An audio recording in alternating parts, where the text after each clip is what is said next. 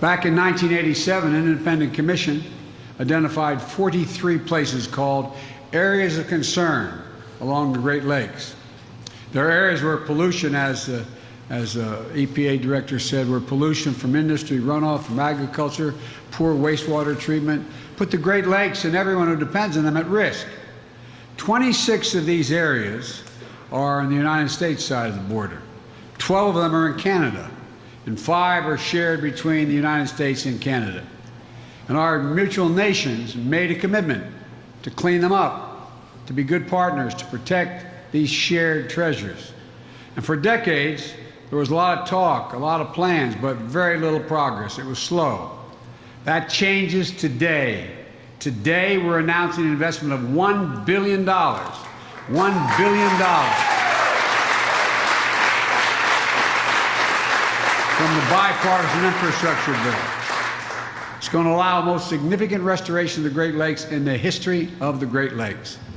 We're going to accelerate cleanup of sites across 6 states in the Great Lake Basin, from Duluth, Minnesota to Milwaukee, Wisconsin, Gary, Indiana, Buffalo, New York, and everywhere in between. And we know these sites were dangerously polluted for decades. We're committed to clean them up. 3 decades ago, we made this commitment. And yes, we've gotten a couple of them done, like right here, like the one of my old hangouts as well. I went to Syracuse University, and I was a lifeguard on Lake Oswego, and I know the Oswego River up in New York. That was another one that's been taken care of. Now we're talking about cleaning up the Cayuga River behind the Cayuga Gorge Dam, and in the process, and it passes through Cleveland. I always mispronounce it, the Mawami River, right? Wami River in Toledo. I can say Toledo. Restoring the shoreline around the Detroit River in Michigan, the St. Louis River in Minnesota and Wisconsin, the Grand Calumet River in Indiana, and so much more. Dredging polluted sediment, restoring wetlands and habitats, making the water safer for swimming, fishing, drinking, providing habitats for wildlife and wildfowl. And the study found that every dollar we spend cleaning up the Great Lakes generates between $3 and $4 in economic benefit. That's a fact. And it's a really good investment. These are not only investments we're making the Great Lakes. Last month, we announced over $500 million to upgrade the Soo Locks in Michigan, which connect Lake Superior and the Great Lakes. 7,000 vessels, and 90% of our country's iron ore moves through these locks every single year. That ore makes nearly all the high-strength steel that goes into U.S.-made cars and appliances. Replacing and modernizing the locks will not only create good jobs doing that, it's going to strengthen our supply chains and get goods moving faster and reduce cost. This is not the totality of what we're going to do, but it's an example of what I've said from day one. We're rebuilding America. We're going to invest in America and build a better America than we found. And for the better part of the 20th century, we used to lead the world by a significant margin because we invested in ourselves. We invested in our infrastructure, our roads, our highways, bridges, ports, airports, the arteries of the nation that allow commerce to function smoothly and move swiftly. And we invested in our people and in opportunity. We're among the first nations to provide universal high school at the turn of the 20th century. We invested to win the space race that facilitates in facilities like Lewis Research Center in Cleveland, which is now named for my buddy John Glenn, God rest his soul. And we led the world in research and development and led the creation of the internet. But somewhere along the way, we took our eye off the ball. We took our eye off the ball. Our infrastructure used to be rated #1 in the world.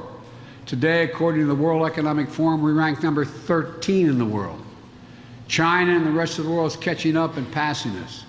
But now, with our infrastructure law, we're reinvesting in our economy and in our people, reclaiming our leadership and creating millions of jobs for building a better America. That's what we're going to do.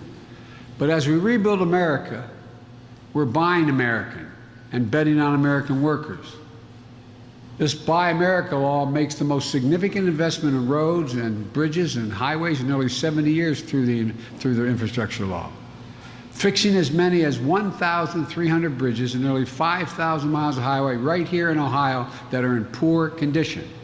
If I know parenthetically, I was not long ago, I went to visit a place in Pittsburgh, Pennsylvania, where a bridge that was well over 100 feet off the ground going over a gorge completely collapsed at 6:30 in the morning.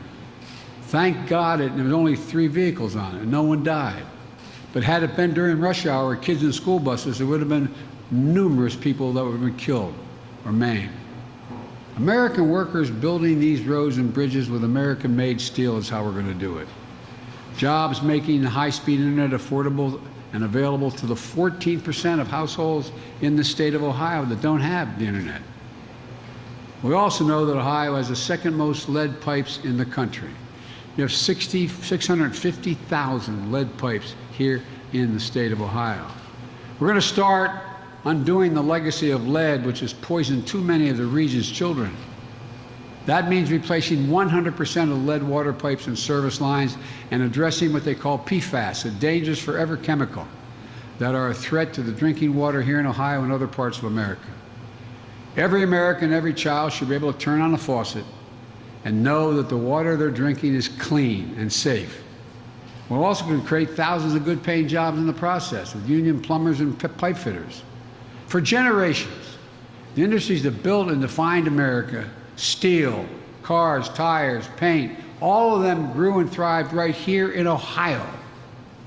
Right here on the banks of the Black River, workers built and launched 900 vessels.